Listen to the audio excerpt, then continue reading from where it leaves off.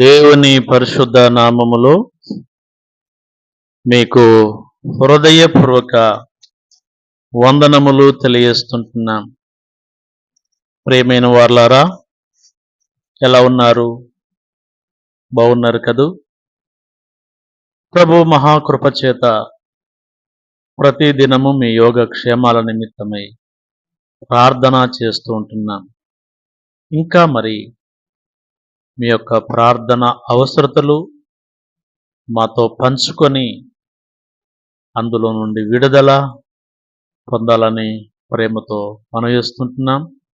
ఎంతో చక్కగా మరి మీరు మన క్రిస్టియన్ వాయిస్ తెలుగును యూట్యూబ్ ఛానల్ను అనేకులకు పరిచయం చేస్తూ నమ్మకంగా వాక్యాలు వింటూ మీరు పొందుతున్న మేలు ఫోన్ల ద్వారా తెలుపుతున్న విధానం కొరకై ఎంతగానో సంతోషిస్తూ ప్రభునందు ప్రార్థన చేస్తూ ఉంటున్నాం. మంచిది. మరి నేటి దినవాక్యమును మనం చదువుకుందాం. దేవుని యొక్క వాక్యంలో కీర్తన గ్రంథము 147వ అధ్యాయము 14వ వచనాన్ని మనం చదువుకుంటున్నాం. నీ సరిహద్దులలో సమాధానము కలగచేవాడు ఆయనే. నీ సరిహద్దులలో సమాధానము కలగచేవాడు ఆయనే.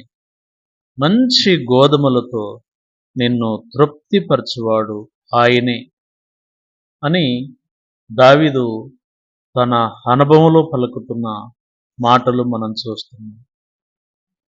మన సరిహద్దులలో, మన ఇంటిలో, మన కుటుంబ జీవితములో శాంతి సమాధానం లేక ఒకవేళ ఉంటున్నారేమో.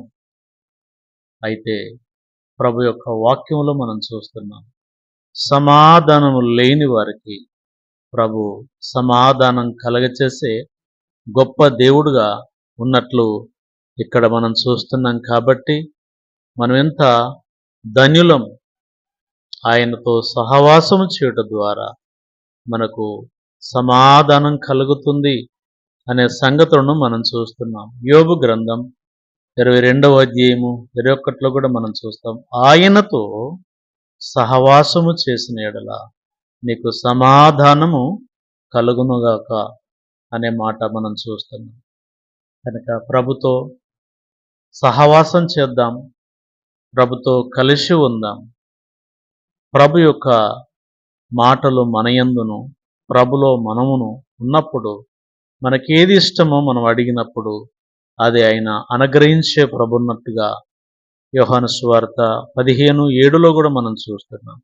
నా యందు మీరును మీ యందు నా మాటలు నిలిచిన ఎడల మీకేది ఇష్టమో నన్ను అడుగుడి, అది మీకు అనుగ్రహింపబడునని ప్రియా ప్రభు తెలుపుతూ ఉంటుండగా మనలో ప్రభునుంచుకుందాం. ఆయన మాటలు మన హృదయంలో ఉంచుకొని అదిగో మనకి ఏది ఇష్టమో ప్రభుని అడుగుదాం, పొందుకుందాం, శాంతిని పొందుకుందాం, సమాధానాన్ని పొందుకుందాం, నెమ్మదిని పొందుకుందాం. ప్రార్థన.